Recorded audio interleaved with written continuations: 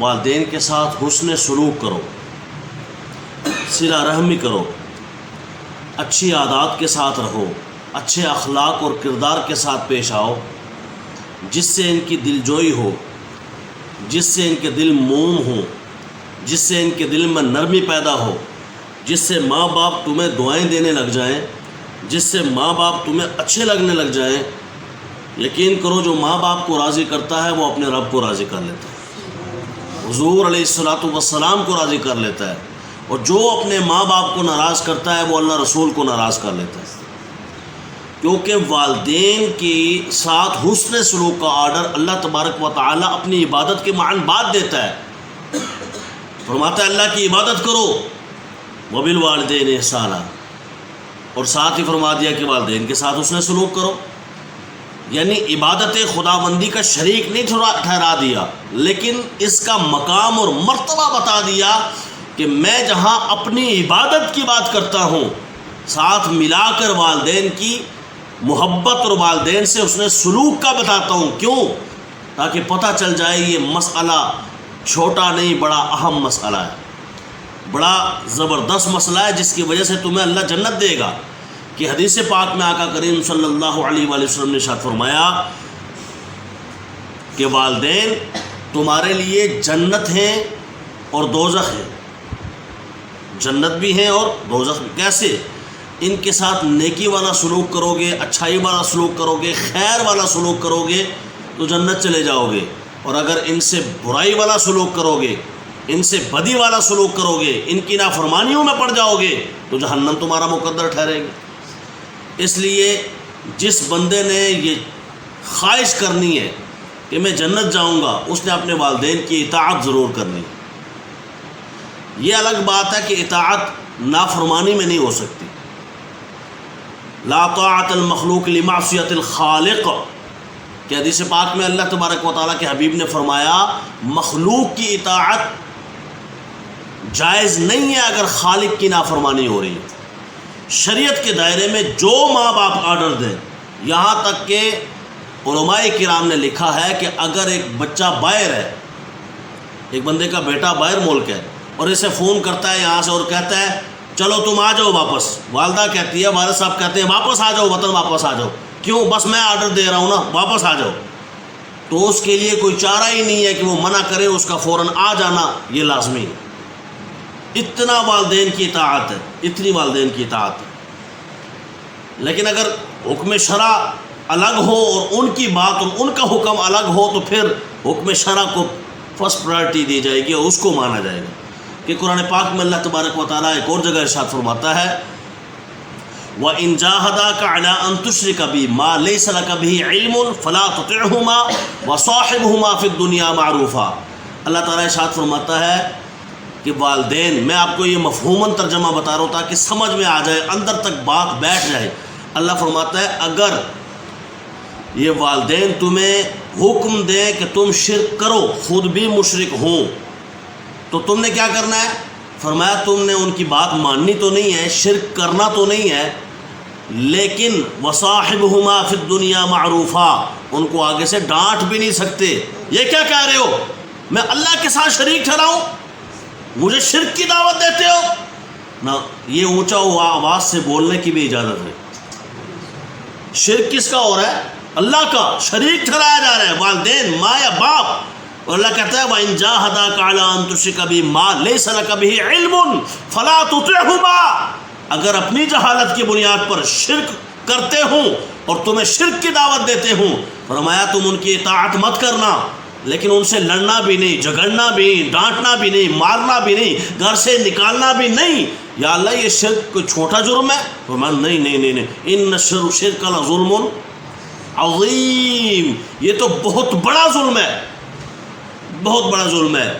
کائنات ساری کو کوئی بندہ مار دے یہ کم ظلم ہے، اور اللہ کے ساتھ شریک ٹھہرائے یہ زیادہ ظلم ہے۔ دیکھو نا، ایک انسان کو مارا تو ساری انسانیت کو مارا، یعنی ناحق مارا،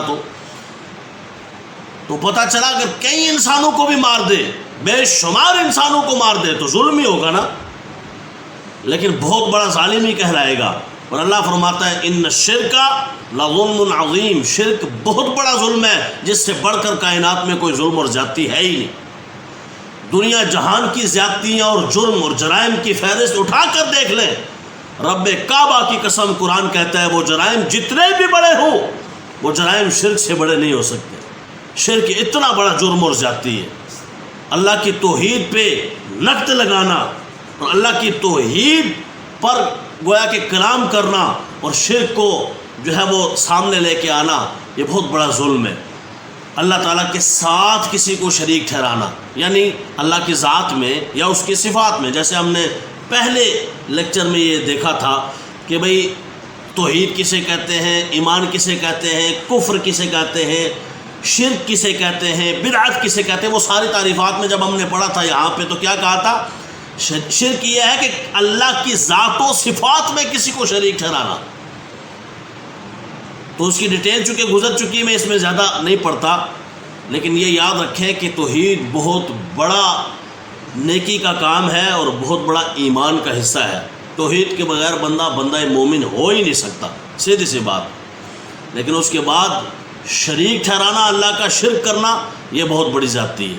لیکن اتنی بڑی زیادتی کے باوجود اللہ فرماتا ہے اگر ماں یا باپ یہ زیادتی خود کرتے ہوں اور تمہیں کہتے ہوں کہ چلو تم بھی شرک کیا کرو، یہ میں اس بت کو پوجتا ہوں تم بھی پوجو، اس حکم اور اس آرڈر اور اس بات کے باوجود بھی تم اف بھی نہیں کر سکتے، یہ ہے مقام والدین، تو پھر کریں گے کیا؟ صاحبہما فی الدنیا معروفا، ہاتھ جوڑ کے بات کر رہی، اچھے انداز میں، نرم لہجے میں، خوشگوار ماحول میں، تاکہ ان کو تکلیف نہ ہو، اچھے انداز میں بات کرنی ہے، حسین اور پیارے انداز میں بات کرنی ہے۔ یہ قرآن کہہ رہا ہے صاحبہما فی الدنیا معروفا، معروف انداز میں بات کرنی ہے، ٹھیک ہے؟ تو کیسے بات کرنی ہے؟ نہیں اماں ابا میں شرک نہیں کر سکتا، اللہ ایک ہے۔ وہ اگر بھلے تمہیں مارے تم آگے سے بول نہیں سکتے، مار کھا لو، والدین ہے، اللہ اکبر، یعنی مشرک بھی ہے والد یا والدہ تو صلہ رحمی تو اس سے بھی کرنی ہے۔ بات سمجھ آ رہی ہے؟ یہی وجہ ہے کہ علماء کرام فرماتے ہیں کہ والدین کی جب آپ خدمت اور تعظیم کی باری آئے نا تو آپ کو پتہ ہے کہ والد کا بہت بڑا مقام ہے، والدہ کا اس سے بھی بڑا مقام ہے، لیکن فرمایا علماء کرام نے کہ جب ان کی خدمت اور تعظیم کیا کرو تو خدمت زیادہ سے زیادہ اپنی ماں کی کیا کرو، ویسے تو دونوں کی خدمت اور دونوں کی تعظیم کیا کرو، لیکن زیادہ کی بات ہو رہی ہے کہ زیادہ خدمت والد صاحب کی کیا کرو اور والدہ کی کیا کرو، اور زیادہ تعظیم اپنے والد اپنے ابا جان کی کیا کرو۔ یہ علماء کرام نے تقسیم کی ہے تاکہ اس سے ماحول اچھا رہے اور لڑائیاں جھگڑے فتنے فساد پیدا نہ ہو۔ اللہ اکبر۔ اعلیٰ حضرت فاضل بریلوی رحمۃ اللہ تعالیٰ علیہ نے بھی یہی لکھا ہے، ماں باپ اگر جھگڑا ہو ماں باپ میں تو اولاد کو کیا کرنا چاہیے؟ یاد رکھیں اگر ماں باپ میں جھگڑا ہو جائے تو اولاد کو چپ رہنا چاہیے، کسی کا ساتھ نہیں دینا چاہیے۔ ہمارے ہاں اکثر و بیشتر یا والدہ کے ساتھ ہو جاتے ہیں یا والد صاحب کے ساتھ ہو جاتے ہیں۔ آپ کو 100% بھی پتہ ہونا کہ یہ والد صاحب کا قصور ہے یا والدہ کا قصور ہے تو پھر بھی آپ کو اجازت نہیں ہے، تو ابا نہیں تو پتر ہے، یہ اسلام سمجھاتا ہے۔ تو اماں نہیں تو بیٹی ہے، چپ کر، یہ ماں باپ کا معاملہ ہے، تو چپ کر کے بیٹھ آرام سکون سے۔ یہ دیکھیں ہمیں یہ اسلام سکھا رہا ہے، تمہیں پتہ ہے حق کدھر ہے لیکن پھر بھی تم چپ کرو۔ والدہ حق پر ہیں یا والد حق پر ہیں یہ آپ کو پتہ ہے لیکن آپ نے چپ کرنا ہے، ان کے درمیان کسی ایک کی سائیڈ نہیں لینی۔ اچھا پھر کیا کرنا ہے؟